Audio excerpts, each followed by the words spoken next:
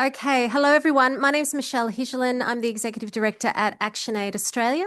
Very pleased to welcome you to this session, and please let me start by acknowledging the traditional custodians of the land, the Gadigal people of the Eora Nation, and I pay my respects to their elders past, present, and any First Nations people who are either online or in the room.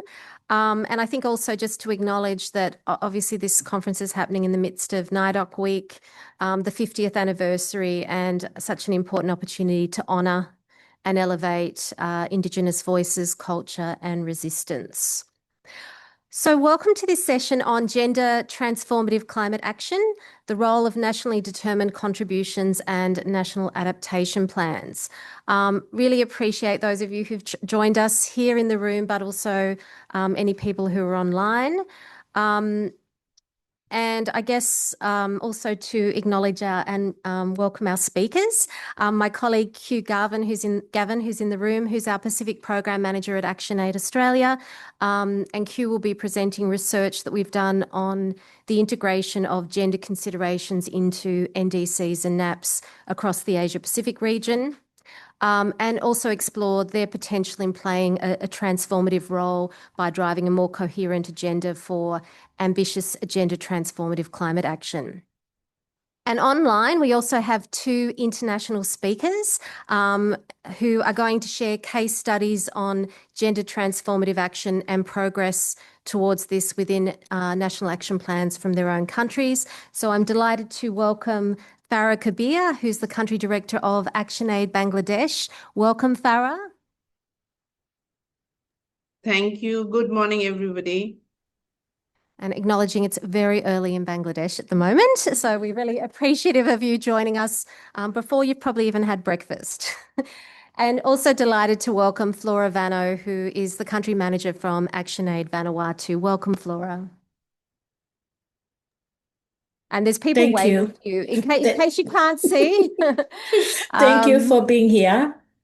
Okay, and we look forward to hearing, from both of you after Q presents the research findings. So for those who are not aware, this year governments around the world will submit their new and enhanced nationally determined contributions, outlining their country's commitments through until 2035. And as the world hurtles towards 1.5 degrees of global heating, ambitious NDCs will be critical in getting the world back on track to achieve the goals of the Paris Agreement. At the moment, we are far off track. And obviously, with the US withdrawal from the Paris Agreement, it creates further setbacks and further challenges around the likelihood of ever reaching this target. And I guess alongside this, we're seeing growing setbacks to women's rights globally as a result of intersecting crises. And this does create an urgency to make sure these efforts to look at ambitious climate action also support gender transformative actions. I think some of you may have seen the UN report released this week, which is another, growing mounting evidence of the huge impacts climate change is having on achievement of gender equality. The report released this week highlighted that domestic violence or intimate partner violence will increase by 4.5% for every degree Celsius rise in global temperatures, and that during heat waves, we're likely to see such violence increase by 28%. And by 2090, 10% of all cases of domestic violence or IPV will be caused by climate change. Rising temperatures are also expected to increase violence, financial instability, water scarcity, and loss of shelter, all of which will exacerbate existing gender inequalities. And already we're seeing, huge impacts on droughts, particularly in the Horn of Africa, which have seen increases in things like child marriage and other forms of violence. ActionAid sort of had a continued focus on researching in this area.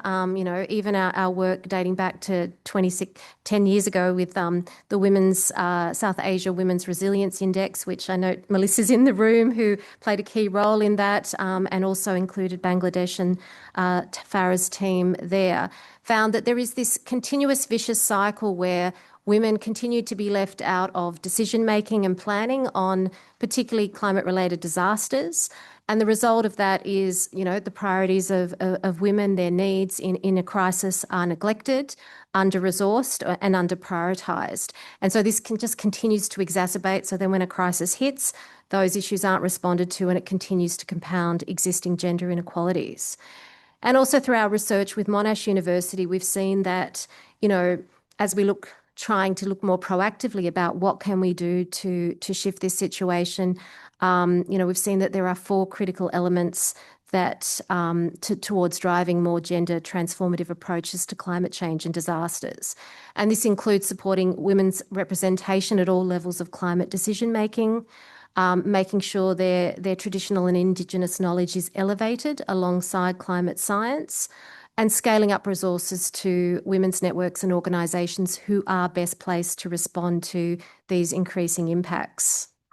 And the research also highlighted that effective responses must also invest in tackling harmful gender norms that contribute to compounding gender inequalities during climate disasters.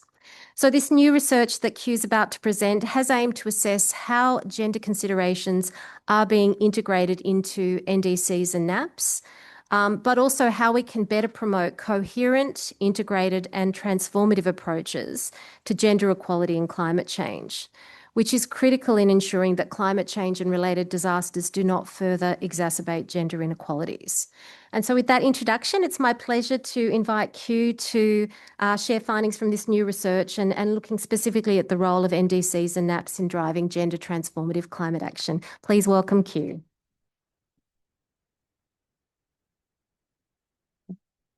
Good morning, everyone. Thanks for joining our session.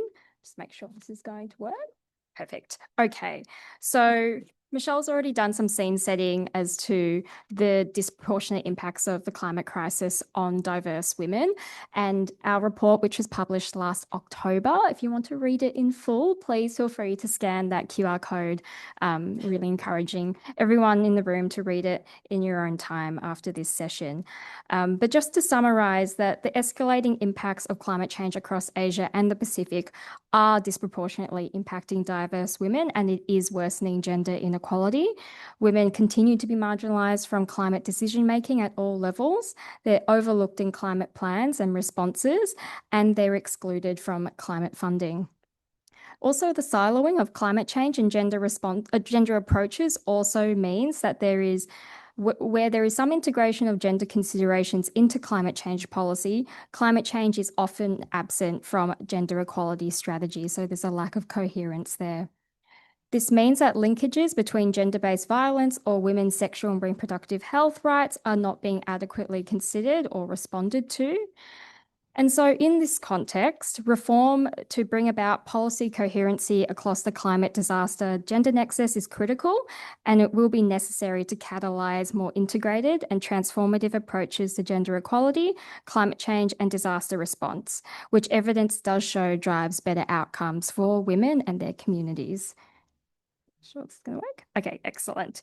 So as Michelle summarised, under the Paris Agreement, all signatories are required to create national strategies to address climate risks and to integrate adaptation into broader national development plans and policies.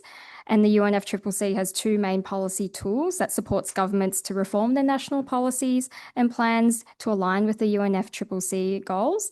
So the first one is Nationally Determined Contributions, NDCs, which is the UNFCCC's main policy vehicle. And NDCs are primarily focused on driving ambitious emissions reduction commitments, but they can also include adaptation commitments and implementation information, which also includes timeframes for implementation, the scope and coverage of these commitments, the planning processes, and the methodological approaches. Can't say that. And the second tool is National Adaptation Plans, or NAPs. So NAPs are voluntary tools that countries can use to assess their own medium to long-term adaptation needs and to support them in the development and implementation of adaptation commitments and goals. So given the centrality of given the centrality of NDCs and NAPs in driving national implementation of global climate change commitments, gender responsive NDCs and NAPs are really integral building blocks in shifting national level climate action and strengthening the connections between gender and climate policy, because they'll enable the mandating of the integration of gender analysis across all climate change strategies and plans. And we've got a lovely framework here, which you're welcome to take a photo of, but it's also in our report. So when we talk about policy coherence across the gender climate disaster nexus, what we mean is that when there is coherence between different thematic areas of gender equality, DRR, disaster management, humanitarian response, and climate adaptation and humanitarian response, we're going to have a systematic approach to ensuring that we have strong intersectional gender analysis and MEL, that we are able to value women's knowledge and capacities. Women's participation in leadership is recognised and acknowledged as crucial to driving solutions to the climate crisis.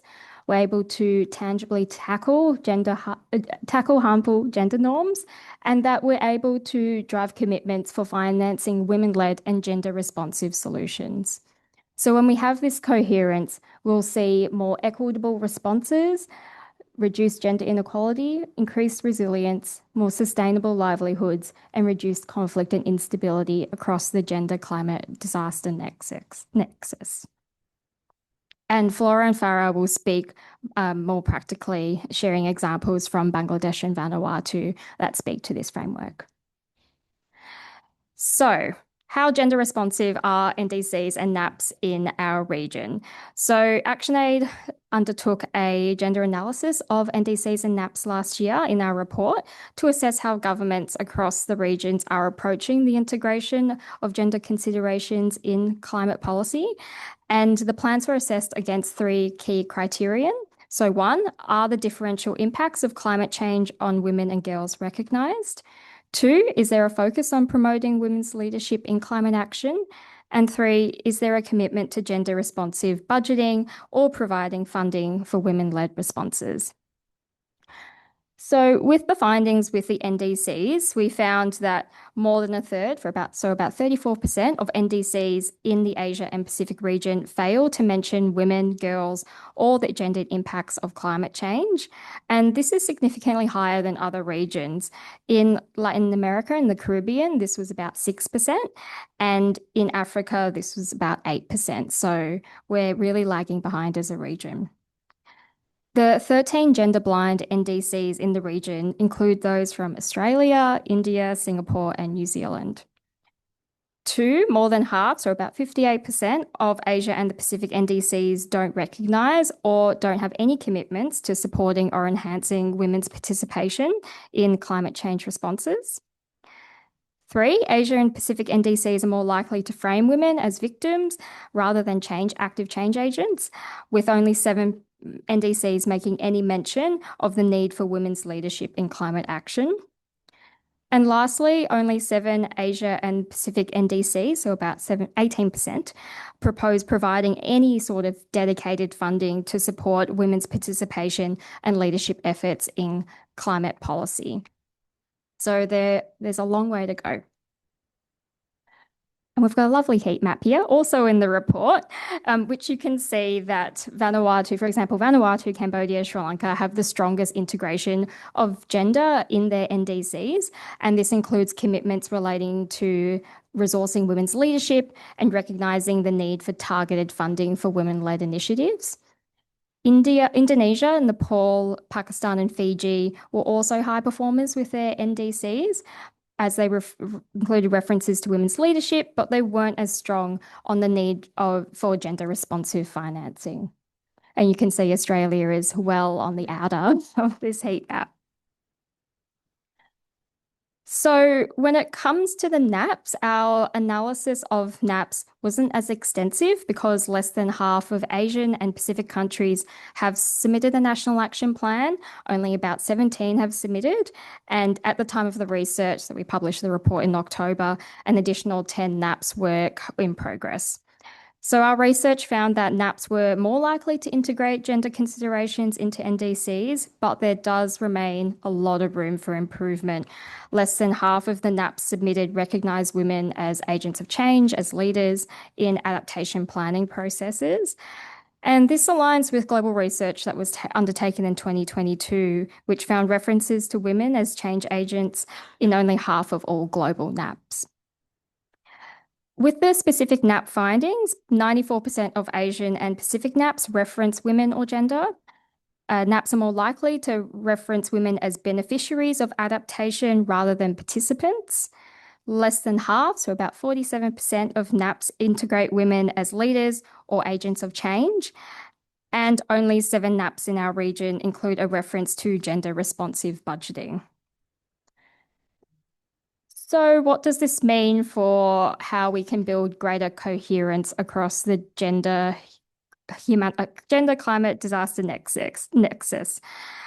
So as Michelle mentioned, the submission of new NDCs this year provides a huge opportunity for governments to strengthen the integration of gender analysis in their climate policy, as well as the interconnectedness of national level gender equality, climate change, and disaster response policies and plans. But this has to be met with a massive scaling of ambition.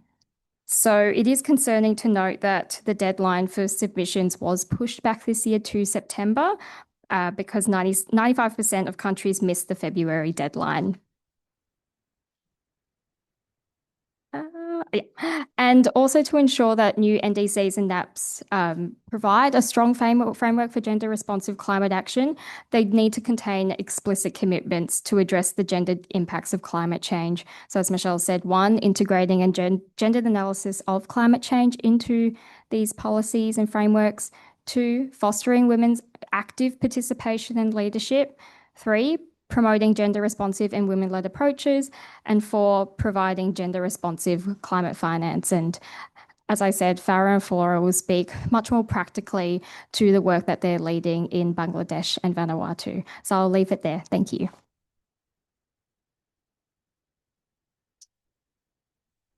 Thanks very much, Q. This is working, isn't it? Yeah. Yes, very insightful, isn't it, that our own country is lagging behind. We do have assurances that Australia is looking at gender in its new NDC. So let's look out for that. And I mean, hopefully that also creates something of a bit of a benchmark that we can measure, what Australia does put out there. And but yeah, obviously an area where there's a lot of work to be done. And then, obviously how we don't just get gender considerations, but we also get the financing side as well.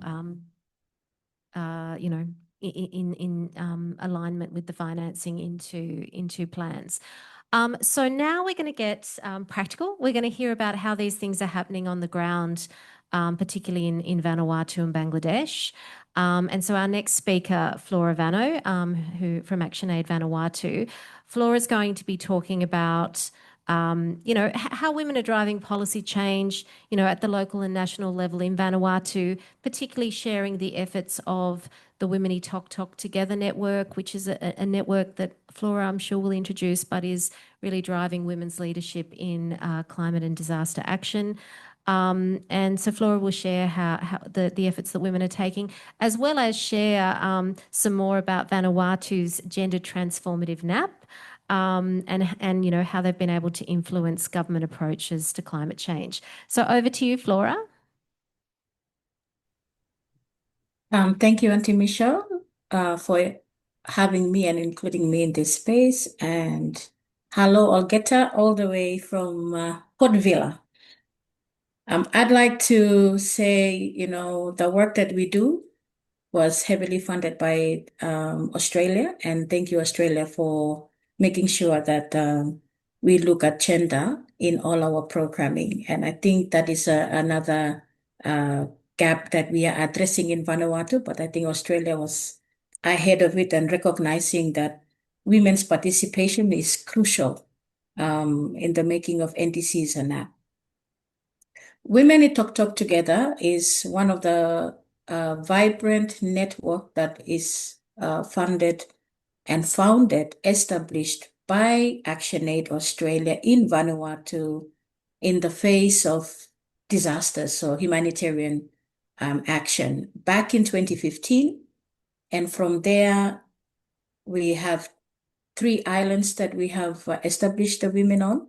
And then it grows from 3 islands to now we are going to 7 islands. Actively, we are in 5 islands. So in Tana, Eromango, Malekula, Malo, and Efate, where Port Vila is.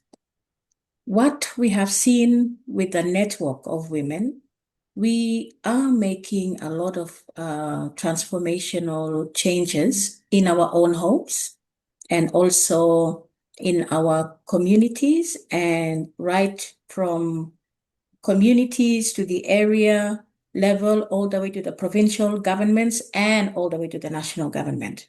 And now, how do we do this?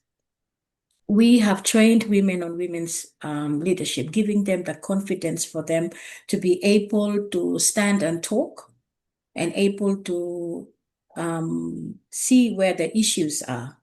Now, given that a lot of women, when we first introduced Women in Talk Together and say a collective movement, everyone looked at us and said, it can't be. It can't work. It never happened. It never proven to in our Pacific region. It never had. Tribal leaders are there, cultural norms are there, traditional ones are there. So there's a lot of barriers. And of course, Vanuatu is a patriarchy society, very male dominated. You couldn't do something like that. Women couldn't drive in this, but we have proven them wrong. We were now being consulted. We were now being invited by NDMO, National Disaster Management Office, to be in the humanitarian cluster. We were invited to sit in the comms section to make sure that we translate information down to the community. We were using the platform that Women in Talk Together have. So within that platform, we have Women Wet and Weather, which is the multi-hazard early warning system. And that system was also recognized by government. It's one of the systems that reached the last mile. So when we look at early warning, anticipatory action, we had it. The women have it. We have the system. We were there. Technology fails, but we proceed because with the women, we know how to talk. And I think we'll take advantage of how we talk. The community, the men especially, we talk too much. But I think that advantage of talking too much, making sure that we use it and say, yeah, we talk too much to make talk into actions. Because in terms of those policy, it can be written, it can be put there. Are we included in consultation? We are now included. We are now starting to be called upon to say that we need your perspective in this. Last week, we were there to do the livestock strategy. And when we went in, there was no section for women. Women are not even included. Even the word inclusion is not there for disability inclusion. And so, when we look at strategy, it works from top down, and also it have to benefit from where the women are. The women are the one looking after livestock. They are the one facing all the economic violences, gender-based violence, IBV. But if you include them in those strategy, they will tell the government, yes, you're doing it rightly, but you need 1, 2, 3 to put in. And I think that's what our government is valuing now, is looking at us and say, we need them in the room, which that has happened before. We've never seen us being included in a lot of space, especially when we look at disability inclusion within the network of Women in Talk Together. Our women were not even having an invitation to go and attend consultation. But when they invite ActionAid, I went in with my +1. When I confirmed, I did not even confirm my +1. I just confirmed me as ActionAid to go. And I ended up with 2 or 3. And they will say, but Flora, according to our budget, there's no lunch there for you because you did not. I said, it's okay, but are you going to send my sister away? She's disability. So I think also making sure that they know invitations goes out for consultation. We need to make sure that disability is there. We have done a lot of advocacy with government. Even our infrastructure is not inclusive of disability. Our VMGD building, we don't have a ramp. We don't have a lifter, and it's on the first floor. And we have to tell them, I think it's 4 times now we went to that space and we tell the government official to carry the wheelchair from bottom all the way up. And they were like, phew, how can we make it inclusive? I said, we are doing it on policy, good. But in practice, is it reality? The practicality of it, are we inclusive in our practice? When we design buildings, is it inclusive? So training the women to look at their rights in humanitarian action, and also training the women to make sure that they're not just there to populate a tribe. So when we look at the barrier, it goes, for us, it's way beyond. I mean, it started from home. We were not allowed to inherit land. We were not allowed to be given a space to talk at home because the boys are there, the men are there, our fathers, our uncles are the one leading the tribe. So we are doing a transformational change by actually starting from home. It's challenging, but we start from home. We start from the women. We talk and train women to make sure that the knowledge we are giving them transferred from them to their younger daughters as well and to their children. We couldn't change the mindset on our 2 generations because it was colonized already. We were just 45 years now to independence. But we can change the next generation. And that is my generation that we can change. So for now, we are making sure that whatever we train with the women also bring their daughters over. So the women leadership training is not only transferred to normal women, but also to the younger generations in the sister circles. So we got women leaders now confronting their member of parliament. We only got 1 woman in parliament. All 52 members, only 1 is female. And you can imagine that our voices is excluded up there. But that doesn't stop us for being able to be visible in spaces where the policymakers are. We were there to make sure that we put our input. The NDC, our NDC in Vanuatu, we have done so in one of those, I think 3 weeks or 4 weeks ago. And they invited us, network, to go into input into all the NDC plan, the ambitious one that we are revising. And I have seen when I went in, I said, whoa, the women have done a lot. We were in nature-based solution. We were in the climate adaptation space. Our participations in the community where ActionAid or Women in Talk is present. We were in all the climate disaster, climate change committees at the community level. We were the women's rep in the community to the provincial council. We represent inside the provincial technical advisory group as female. One island, we got women sitting at the Chiefs Council. Those are barriers we are breaking. In all the 65 islands in Vanuatu, not even up to, no one has included women in their council or chief council.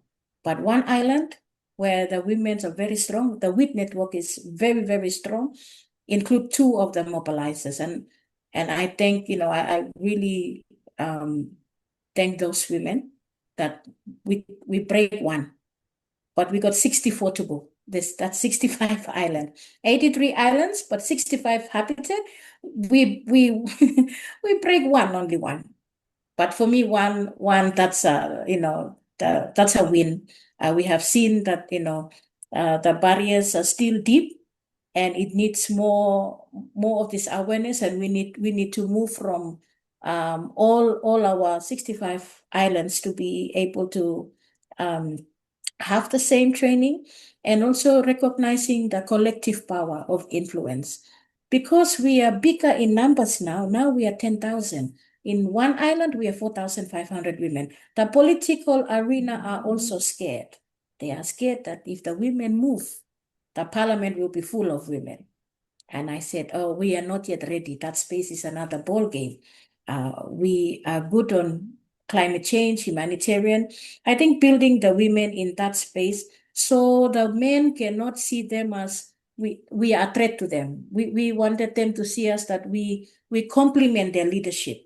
I think because our culture, I couldn't go against the culture. The culture is there. And our constitution is built on that also, that pillar.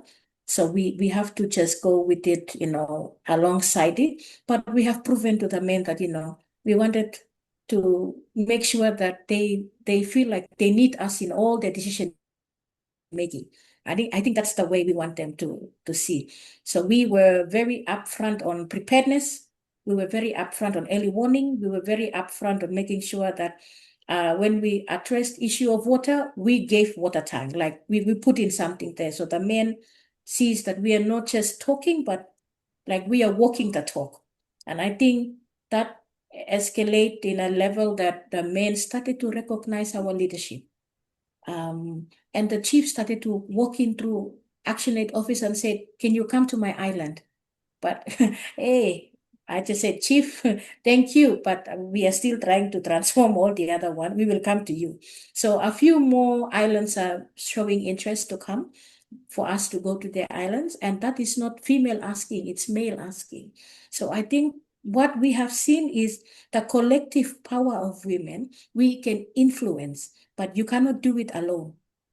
You need to have a constituency, an agency, a network that tell the government, tell the leaders that, the women can do it, please include us.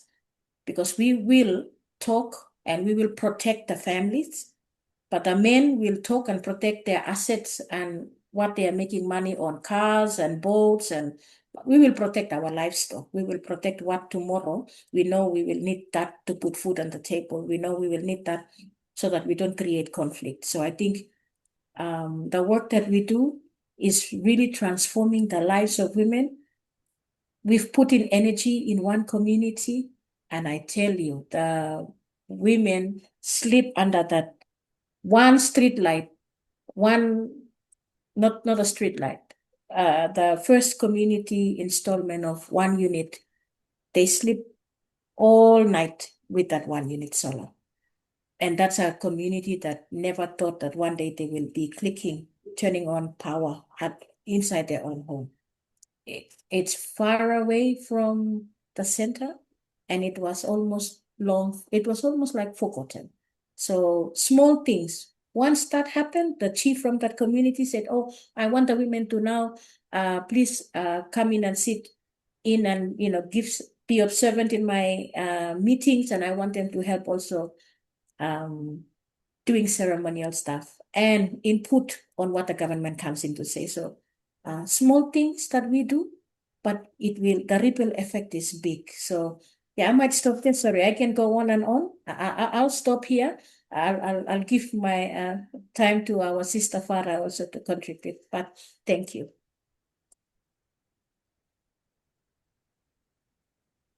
I'm sure, I think we could all probably listen to your stories, all morning because, there's always a lot of gems in there. And I think definitely some great insight into what gender transformative climate action looks like, particularly when we invest and prioritize it, what it can lead to, and definitely how it can shift the situation in terms of gender inequality. In a country that probably ranks as one of the worst in the world in terms of women's participation in political decision making. So it's wonderful to hear about those real inroads, and we're very glad that the women are talking too much because I think it's necessary at this moment.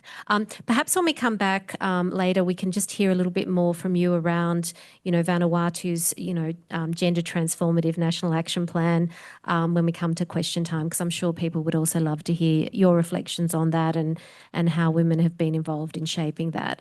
But we will, and just a reminder that we will have some questions after we hear from Farah. So if there's anything you do want to ask, it's a small room, so I think we can just do it freely. But I can remind you that you can use the app if you prefer. Otherwise, we'll just take questions from the room. But so now we're going to turn to Farah Kabir from ActionAid Bangladesh, and Farah is also going to share both reflections on Bangladesh's progress particularly towards, gender transformative climate action, as well as some reflections on the global context. Farah is a very experienced, advocate in spaces, the UNFCCC spaces, including various COPs. And so we'll reflect both on, the national context in Bangladesh as well as, globally, how we can advance this agenda. So welcome, Farah, and over to you. Thank you so much, Michelle. Again, a very good morning. I'm going to be talking to you today in a backdrop of where Bangladesh is going through severe flooding. The monsoon is in its full force, and areas which were not affected before are now getting flooded. And as the previous speakers have already said, that climate change, in this era of climate change, there is a gender biased effect on women and girls due to societal norms, systematic gender inequalities, and their unpaid care work, and also, the geographical location and socioeconomic inequalities, like poverty, education, climate sensitive livelihood. So it's a very complex situation when we look at, and especially the entangled crisis. Now, if you look at the background, that there's already we have crossed the 1.5 degrees limit. Unfortunately, the ambitions for climate action, we all said in the Paris Agreement before and after that it's critical, but we do not see enough action to support it. And gender transformative climate action remains largely under-addressed at national policies. Now, our previous speakers have also mentioned that. Governments are submitting the new and enhanced NDCs outlining climate action to 2035. Next. Now, I guess this points have already been covered, so I won't go through them. But we still find that there is systematic inequalities, access to resources, presence in decision-making processes, or amplifying the voice of the community and the women is not happening to the extent that it is impacting the outcomes of these decisions and policies.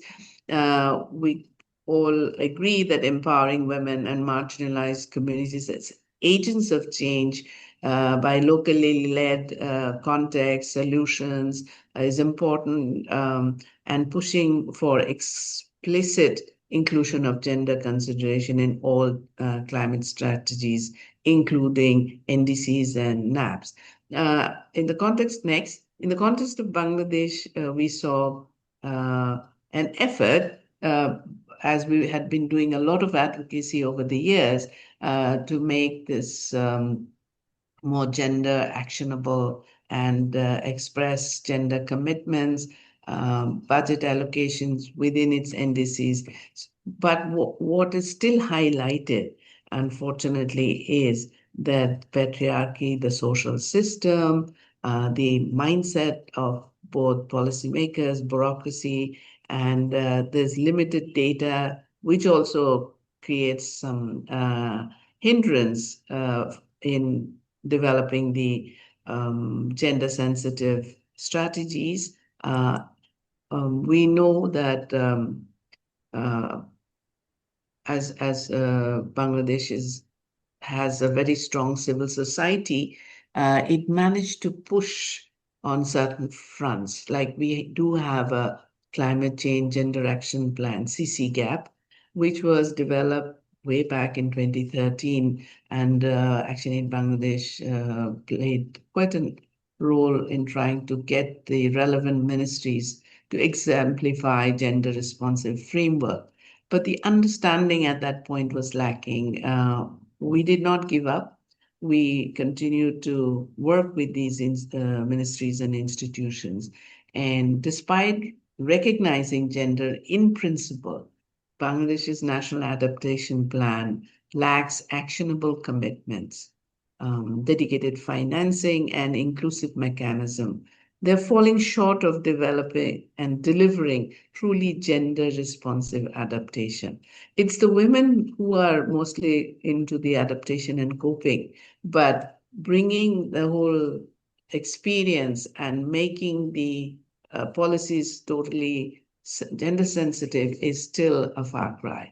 Now, from where we are, we have tried to work with the different groups, regularly contribute at the community level, but also at the national and subnational climate policy dialogues. We did not just come up with action research.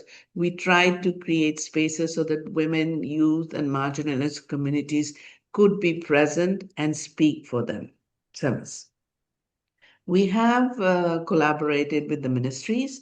We have worked very much with other civil society organizations, and we are very pleased to see that gender and climate justice has been picked up by other civil society organizations. Gender just adaptation and mitigation strategies are being discussed. We're trying to make sure that gender targets across key sectors such as renewable energy, disaster risk reduction, and climate resilient sustainable agriculture are embedded, and strengthen grassroots agencies by scaling up women-led models like Reflection Action Circle and ensuring their meaningful participation in climate decision-making processes. It is very interesting. Yesterday, I was with a group of 25 young people. They have been selected for the fellowship for climate advocacy and so on. And 13 of the girls were there, and they were saying they themselves were harping on the point of how important it is to have women's presence in these processes and in this decision making, in the formulation of policies. So if we're going to promote gender responsive climate finance or advocate for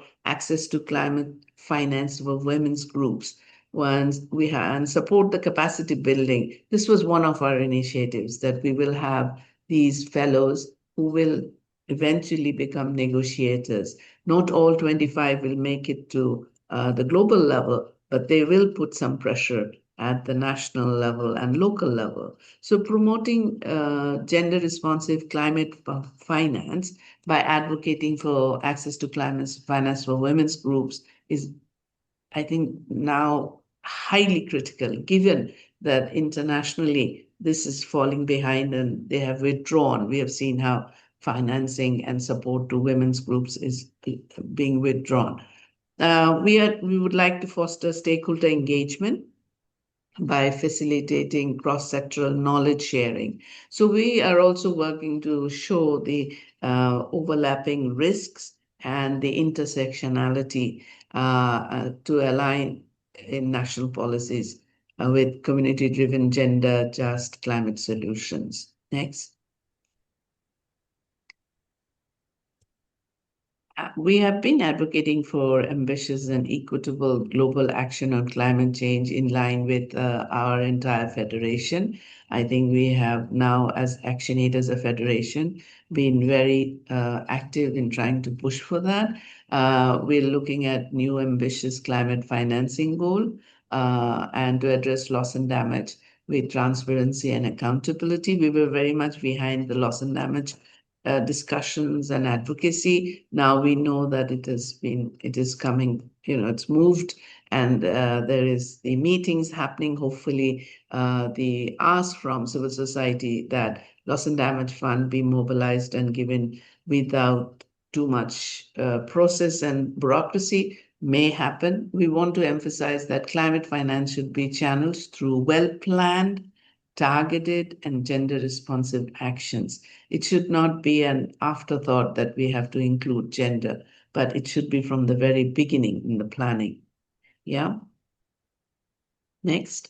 So we want to highlight the need for an intersectional approach. Right now, we're doing a research in our coastal areas in the southern parts where salinity intrusion due to climate change and sea level water rising has had serious impacts on the health dimension of women, girls, youth, marginalized groups. Not only have they lost economically livelihood, they have been displaced, they have lost water bodies. The girls and women have gendered issues. For instance, women have seen are waterlogged, and the men had to leave, and they're losing husbands or their partners. The young girls are now, because of food insecurity, are being now kind of pushed into child marriage.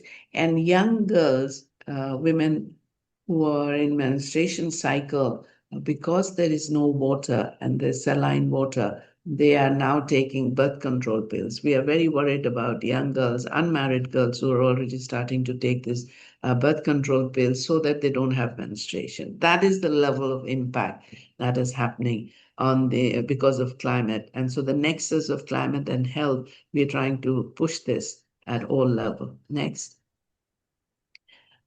So what we find challenging is we make some progress. We try to challenge the patriarchal norms and practices within communities, institutions, as well as in political actors, and try and create deep-rooted, you know, try to address the deep-rooted challenges and shift it from habits and mindsets toward gender equality. We make progress and we go 10 steps ahead, and then the whole global geopolitics and the uprise of the rightist forces and patriarchal groups is pushing us back. So it's a constant fight. Now, in the midst of all this, we still lack gender disaggregated data to fully assess gendered impacts and inform policy. We have climate policies which have been developed without meaningful participation of the affected communities, particularly women and girls.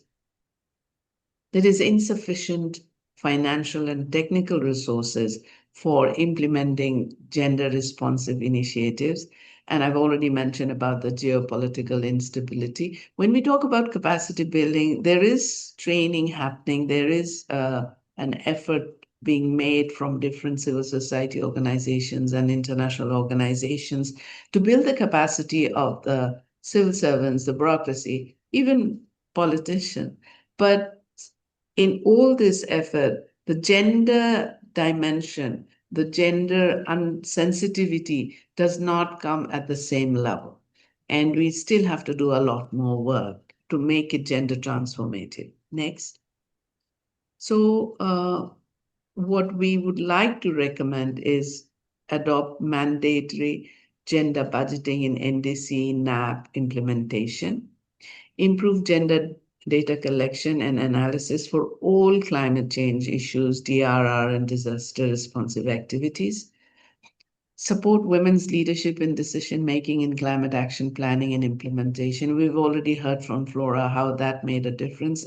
We have multiple examples in Bangladesh and other countries, how when women's leadership is present, when they're in the decision-making, it makes a difference. Increase funding for women-led and gender-responsive climate action. It remains a struggle. We continue talking with those who are in decision making. I think there is huge potential for South-South collaboration on feminist climate leadership. And we have collaborated on different levels. This needs to be strengthened. We have to find alternative ways of financing it. Institutionalize gender desk within climate agencies. Of course, build the capacity of the stakeholders and ensure transparent monitoring and gender indicators in climate reporting. The stakeholder capacity building is a big one that happens across the world, and there's funding coming at different levels, but it does not necessarily ensure gender sensitivity. And we need more transparent monitoring and indicators. So we did work at different levels. We developed some gender sensitive indicators for South Asia. We've done research. We continue to do research. So we are happy to share some of this, and maybe it can be used by others. Next. So basically, I think that we have to come together at national level, at regional level, and at global level if we want to make that impact. National governments always talk about what their priorities are. They will talk about security, they will talk about defense budget. But for where we are, it's very important to understand that there can be no security. No, your citizens will not be safe unless you include them, unless there is gender sensitive policies and planning, and unless we really commit to a transformative agenda. It is a transformative agenda both for gender inclusion, but also for going green and renewable energy. So gender transformative climate action, I would like to say, is not optional.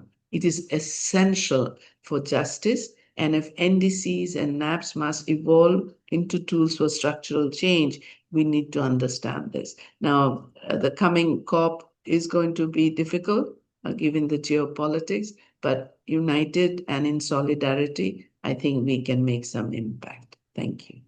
Thank you so much, Farah. And we might have you reflect in a moment a bit more about some of the sort of global political environment, but I think some very clear recommendations there about how we can move forward. I think there's an echo between both what Flora said and you said about this importance of intersectionality. And so when we look at gender transformative action, how do we make sure it is looking at some of the most vulnerable groups of women and girls and gender diverse people? But I also think this point that even if we get more gender responsive NDCs, then how do we make sure that translates into clear policies? And then how do we make sure those policies are resourced and implemented? It's a long game to make sure that it's not just a ticker box exercise. So thank you very much for those reflections. So we've now got some time for questions, reflections. I mean, I know some of you are also working in these areas, so you might also have reflections on, how we can, take forward this agenda. So, it would be great if we could get our speakers up on the, as I say, I've got a few things I'd love to explore, but I'd love to open it up just to see if anyone in the room has questions for Q, Farah or Flora to kick us off, or anything you'd like to reflect on. Yeah, I've got microphone. I might get your help, Philippa. And if you can just introduce yourself, where you're from.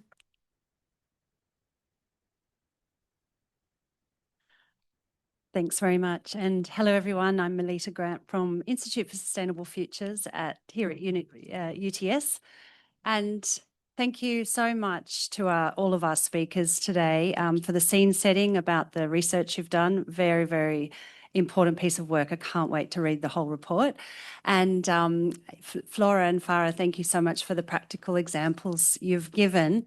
And Flora, I have particular interest in the work you've done in Vanuatu. So I'd love to ask if you don't mind elaborating a little bit more on how you managed to influence Vanuatu's National Action Plan to get your country in the centre, in that green centre piece that we saw in the introductory diagram. That's really a remarkable achievement and you're now a global leader. So other than the examples you gave of how you've literally had to take people in wheelchairs upstairs to be part of consultation, through to making sure women are in the room and are invited.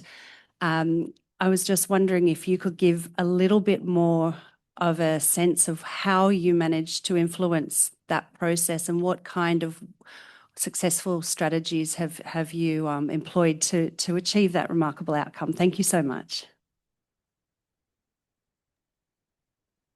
Over to you, Flora. Thank you very much for that question.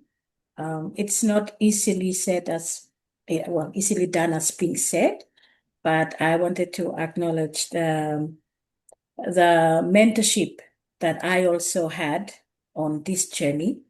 And I think my mentors are in the room now with you, Carol Angir, and of course our executive director, Michelle Gichelin.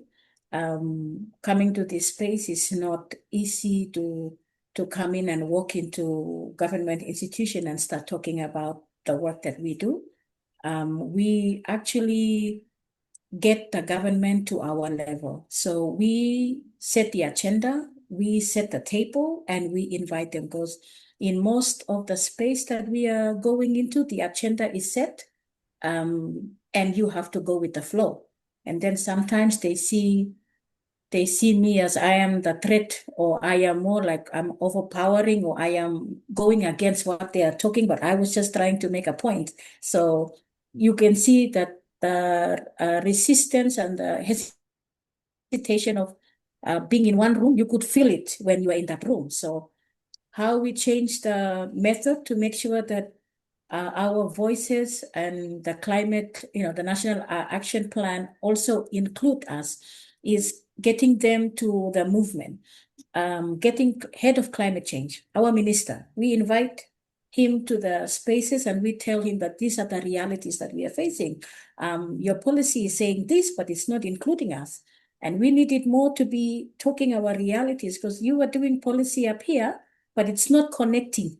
We are not seeing it. It's not even giving us a space or targeting the real issue that we had. So we get them to that table and had the dialogue, but our agenda is getting to tell him that we need, our inclusion, our participation. And so when we are having delegation to COP, he sent out invitation, and of course we are included, coming in we went in as the technical advisory to the government in terms of gender. And I think that's the first role that, that's a task we are put to, and we work alongside the government in order to fit the government with the gender activities or the issues that we see fit. If he was talking the practicality, then he can talk, or he can reference the work that we are doing. And so I think building up that relationship is crucial, because I think when we started talking, they said, oh, now look at these women, now they're talking again. What are they saying this time? Is it relevant? Should we listen to them? These are the hesitation they brought us on the first. And if we were not strong, if we were not built as a feminist to be in that space, I think it probably will take another decade to actually achieve what we are achieving now. But, we also got a few strong local women, late Doris Day Kennett. She's one of the pioneer that, drive that also in the space. But we continue, and, we continue that legacy she left. And we try to make sure that all policy that government have to include us. And if we read it's not inclusive, we will knock on the door and say, excuse me, can we have a word? Can we have the appointment? And in a lot of cases, appointments, they will be given to the other people, not us. But when we enter global space like COP, we will wanted to see our government again at COP. But we just came from Vanuatu, we go to COP. But because Vanuatu, you try to get in, there's a lot more priorities than us. So when we get to foreign countries, we think that's another strategy, is get our government on the table, we sit down and talk. And I think that is another way to make sure that we were included and it reflect on the policy. Yeah. Thanks, Flora. Okay, yes, microphone here. Hi, I'm David Bradbury from KPMG. Thanks to our speakers, an excellent session. My question is really framed by the type of work that I typically do, which is more in the climate and energy transition space, but it's sort of the next step down, if you like. So we've got the NDCs and the NAPs. but they're really sort of, I guess, the national approach to framing the problem and the action, the general response or the objectives. But I'm operating even further downstream when we're talking about the delivery of the infrastructure. And I'm wondering what lessons you think we can learn from, starting with you, I think you in particular, from the research that you've done. What are the lessons that we might be able to take out of the sort of the early stage planning aspects to be thinking about further down the chain, delivery of infrastructure that is going to be, it could be both mitigation or adaptation related infrastructure. Thank you. Sorry, I didn't catch your name. What was it? David. Thanks, David. I might kick us off, but I do also, if Michelle, you have any inputs, and also if Flora, if you had any inputs, because I think that really speaks to what both Flora and Farah are speaking to in terms of the, over time, the building of a constituency, the building of constituencies of communities on the front lines of the climate crisis, understanding what their needs are, what are the practical interventions that they can lead, and ensuring that that can inform like regional, sub-regional, national level policies, planning and processes.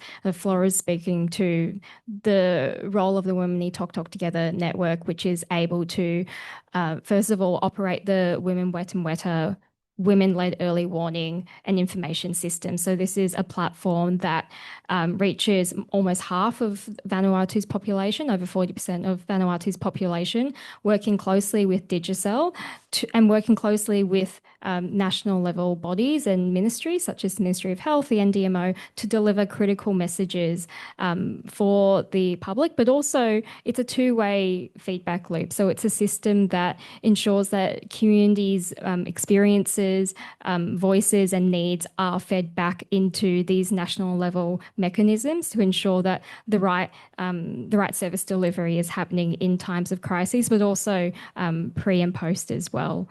I don't know if you want to add anything to that, Michelle. I mean, maybe just to start, because I do think it'd be great to hear from Farah and Flora, and because both are leading renewable energy projects in the community. And I think some of the key learning, I mean, the research has case studies from a number of countries across Asia, which, I do encourage you to look at, because they're all very practical examples of, how things are flowing through, to the ground. But I think some of the critical things we've learned, particularly through the renewable energy piece that we've been doing, is how do you get the local capability there, so there's not always just the reliance on external capability. So for example, some of the work we're doing, which I'm sure Flora would be happy to talk to around renewable energy, it still relies on technology coming from outside. So how do you build the technology, the capacity in country?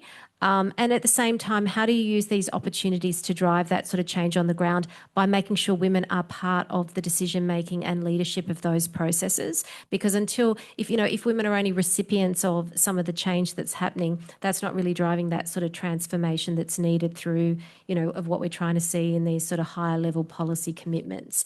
But Farah, perhaps you want to start and respond to this question, and then we'll throw to you, Flora. Okay, thank you. That's an excellent question. I think the transformation process is not, it is a long one, because we have been working with the communities through our finding sustainable coping mechanisms. So adaptation and different initiatives were taken. And then over the years, we looked at opportunities for transiting to green and renewable energy. And our role was to work with the communities and come up with innovative ideas. So we have tried to work, whether it's the solar energy, it is discussion about solar energy at the national level, but how do you transform that at the local level? What does it mean?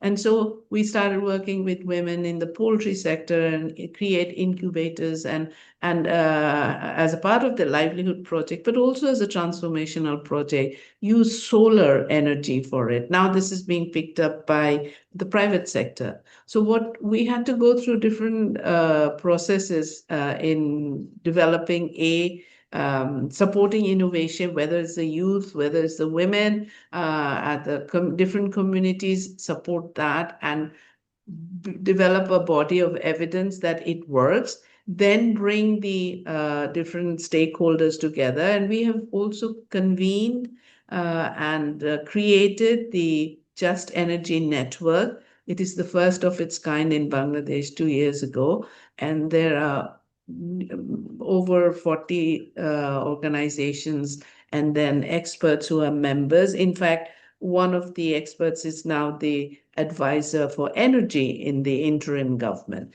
And then we wanted to keep the discussion and innovation going. So we created an event called the Renewable Energy Festival, which we organized in April of this year with the Bangladesh University for Engineering and Technology. And we promised that it'll be an annual event every year. What we are trying to do is create a space and a platform where innovative ideas are there and the different stakeholders, even policymakers, come there and look at it. So this is how we are trying to create that pathway, the journey for the transformation, and then the continuous dialogue with policymakers.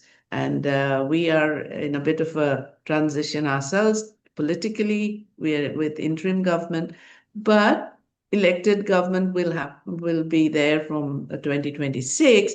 So we continue our dialogue with the different political parties as well. So this is how it's a multi-sectoral, multi-approach that we have taken in this case. Thanks, Farah. Flora, your reflections on this? Thank you. I would like to just add that from the community to connect with the solar or the clean energy policy, we actually have to do that scoping consultation. How would it benefit the community, and also what are the gender transformation impact we are getting from this energy project? And we have seen that from the consultation that we did when we introduced that solar energy there, the women are saying, oh, they're scared because it's a male-dominated space for us. The women were saying, we only know how to plant food in the garden. We only know how to do weaving. We don't really know how to know the green wire and the blue wire. So, soldering machine, these are something new for the women. So small things that a technician or an electrician might thought, it's useless. It's, something they knew. For women, that's all very new. And when we put that into the hands of women, that we get our partners to train the women on the ground, the men were asking question on the first instant, why are we not the one touching those roles? Why are these women the one doing it? We are the men, we are the lead, we are the head. So all these patriarchy terms comes into play. And we were like, okay, this is exactly what we've been wanting, because we wanted to challenge that also, that social norm.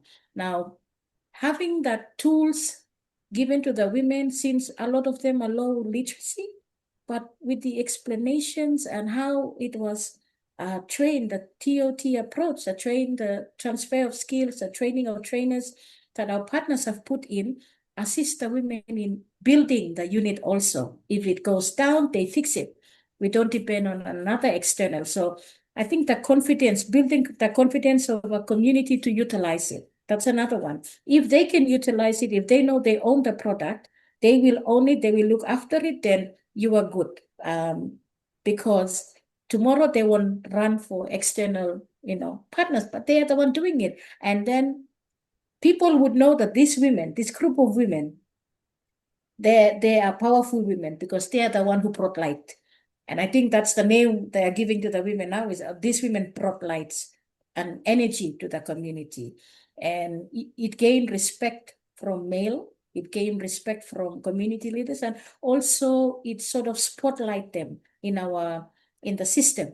Where the government system is, they knew that these women can fix solar, they can repair solar, they can install solar. So I think having the community buy-in, but that ownership, that is very important when we wanted to drive energy project. And also making sure that the land that we are working on accept us. That's another one. When the land accepts you, everything will fall into place. There's no one who comes in and said, no, we don't want this because the land accepts you. Yeah, thank you. Thanks, Flora. Other questions? Yes? You have one, and then we have one over here. Hi, everyone. Anna Guerrero here. I'm currently doing a PhD, but have worked at the Institute for Sustainable Futures at UTS for 14 years, including in partnership with ActionAid. Hello, Flora. It's lovely to see you again. Thank you so much, Farah and Flora, for your comments. My question's kind of spurred by one of the findings that Q mentioned, that 95% of governments miss the deadline to submit their NDCs and the NAPs. And it got me thinking about the incentives for governments to actually submit these reports and this idea of accountability and the extent to which NDCs and NAPs are potentially a vehicle for accountability to hold governments to account downwards to the communities that Farah and Flora work with. And it seems like you're doing that really well, but what lessons can we learn about, all those other countries that miss deadlines? And I'm trying to articulate my question, but it's around accountability and the role that maybe civil society plays in holding governments to account to submit these NDCs and NAPs to include gender. So that's the kind of gist of my question. It'd be great to hear from Farah and Flora on that, if you would. Thanks. Okay, ladies, I don't know which one of you would like to go first. I mean, it's a really important question. And I sometimes wonder as well about, within the sort of climate finance and broader climate decision-making architecture that sometimes we make things so inaccessible that probably most community members have absolutely no idea what an NDC and a NAP is. So there's a whole education piece there around how these issues actually become sort of, deeper in communities that I think needs to be addressed, because it's quite a small group of civil society advocates who work on this. But Farah, would you like to reflect on this first? Flora had put up her hand. Oh, Flora. Oh, sorry, I didn't see. Flora, you go.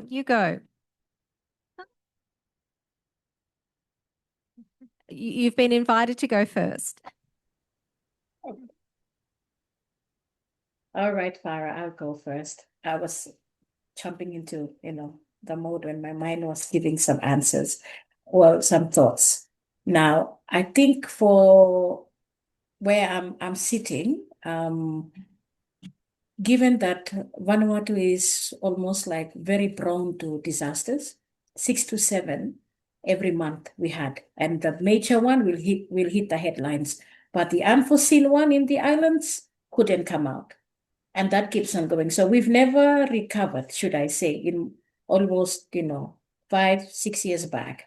And the recent earthquake, our government couldn't even submit that submission because it hits us on December, and we were doing recovery response throughout, and we are still in recovery mode. But I would say that for the other ones, I think they need to have the ambition or initiative put in place. For our one, I think we have gone ahead as Vanuatu in a lot of our strategies and policy. And when we were revising it in April, I think it was April, we have revised the NDC.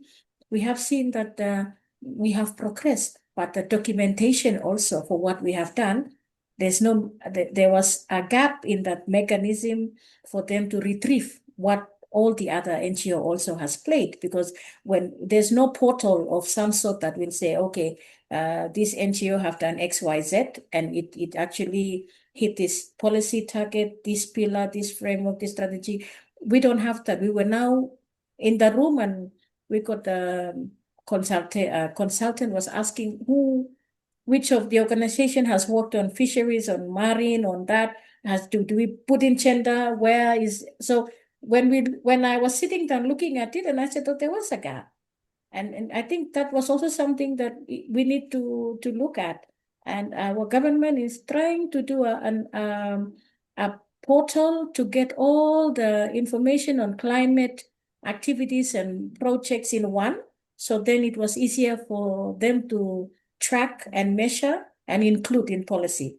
And at the moment, we are trialing it one. I think we try to trial one out, but it's still in the design making. But the good thing is the design making, we were there to input.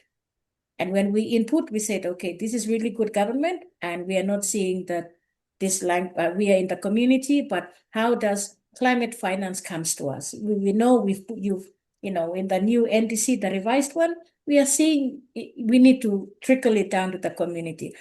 Which facility can we access? A lot of us, we don't have bank accounts in bank. And a lot of the communities, there's no bank on the island. If we want those things to reach us, infrastructure have to come along with it so we can be able to access those. So those are some of the questions we were asking during NDCs and asking, these things are crucial. And that's when we have to tell the government, woman and talk together, we have done so much, and we were listing it out, and they were like, whoa, so much.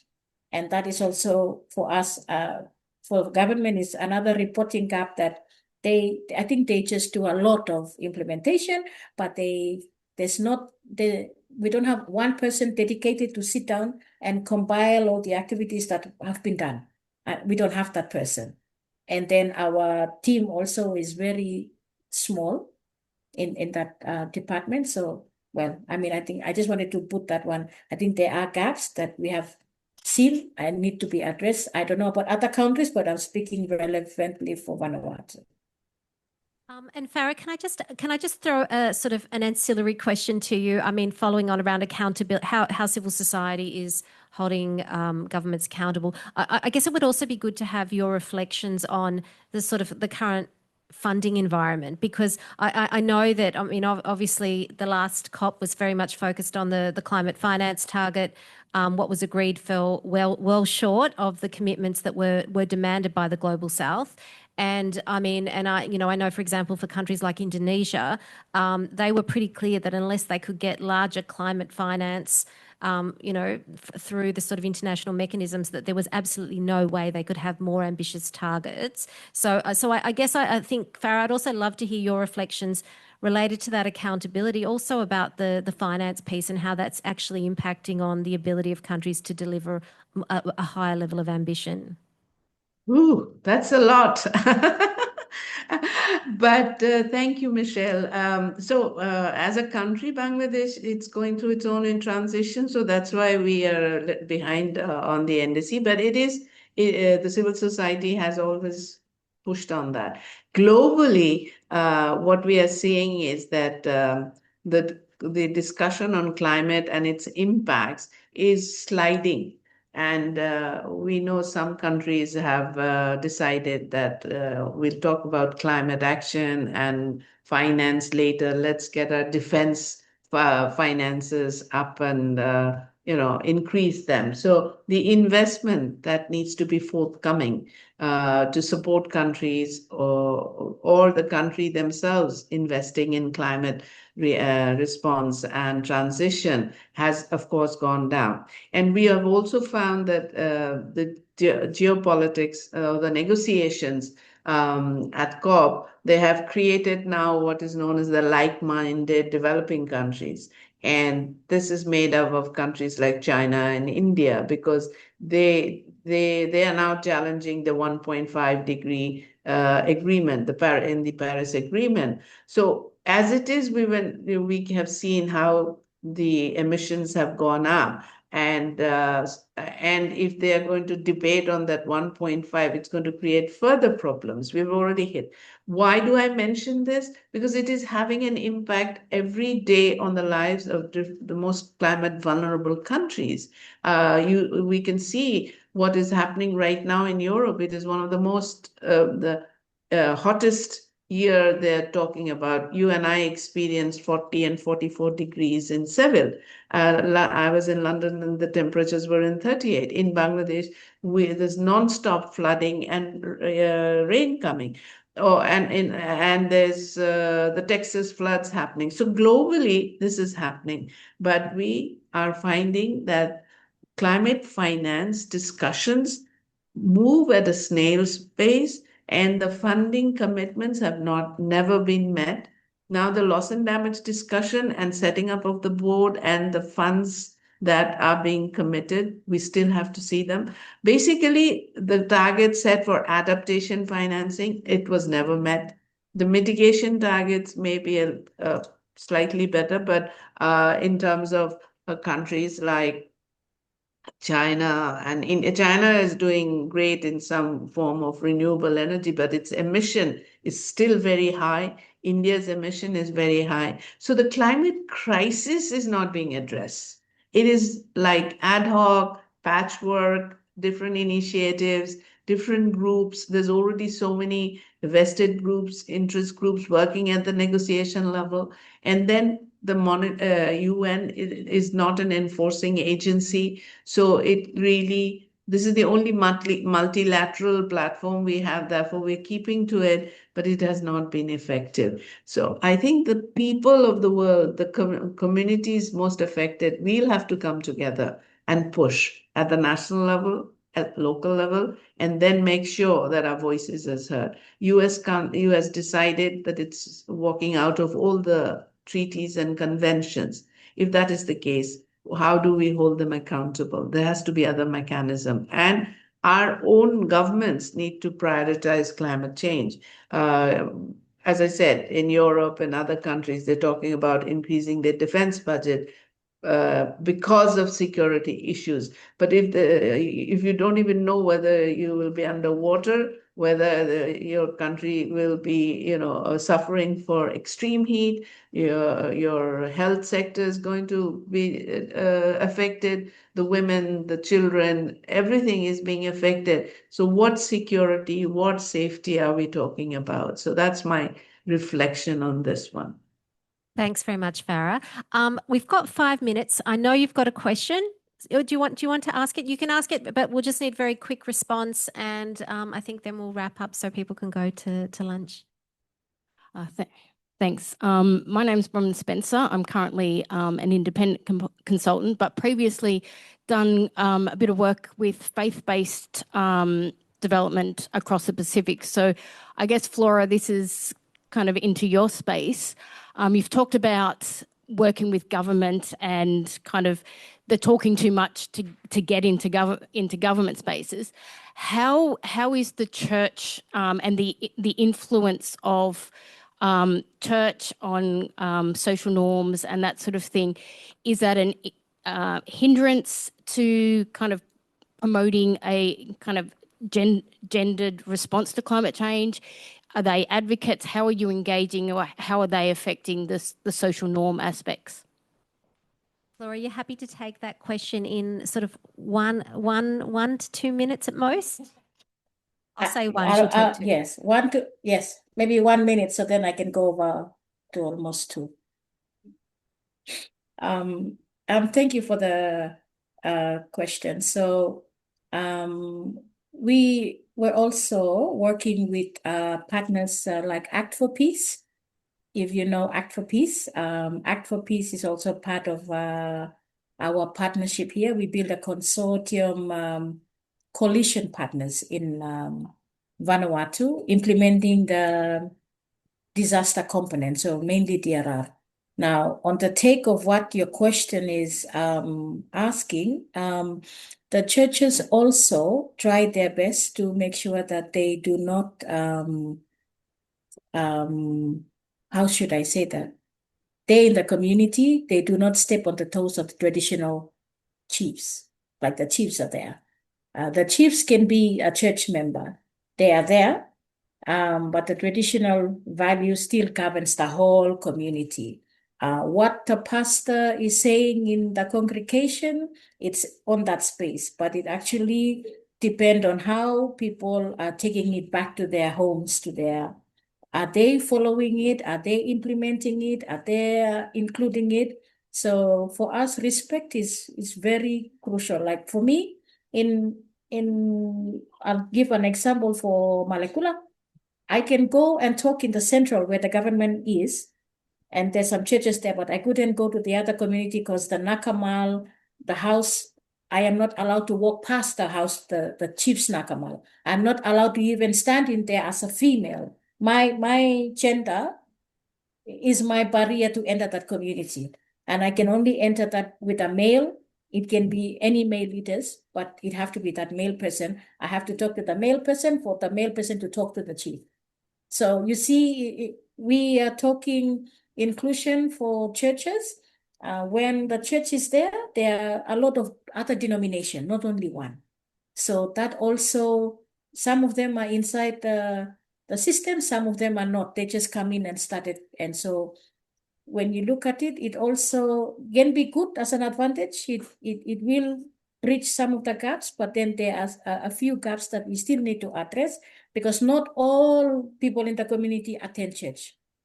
So when we first started to do the network of women in Talk together, the churches come in and said, oh, we want this president, we want that president. And I said, no, I don't want religion to be the barrier of other women not to join in the network. So we just try to balance churches and what we are doing. So advocacy, when we are doing it, we include with Act for Peace.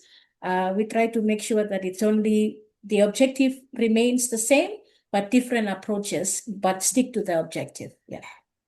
Thanks, Flora. Okay, please join me in thanking our incredible speakers for this session. Q, Flora and Farah, thank you. I hope, in terms of key takeaways from this session, I think we can see there's an urgency around, ambitious climate action. Farah's talking about the monsoons, Flora's talking about, up to 7 disasters every month. We know that we're sort of at this dangerous point where the 1.5 degree world is pretty much here. We just have to wait another, 10 years or so before it's actually declared. Which is a little bit ridiculous. So we're in a moment where we need urgent action, and we need to make sure that urgent action includes a focus on gender transformative action. I think we can see from the research that countries are lagging behind around their commitments. Too many policies that are gender blind, but alongside that, even where there are gender considerations, very few are really lifting up women's leadership.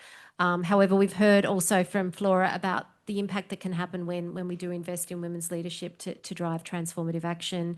And we've heard obviously from Flora and Farah just about very practical examples of, what is being done on the ground to drive this agenda from the bottom up, working to influence governments, and obviously with some success, but we've got a long ways to go between how we get more ambitious commitments, how it's then followed by sort of detailed policy, investment, implementation, and definitely in this sort of current political environment with reduced resources, how do we make sure gender is prioritised within those sort of resource windows?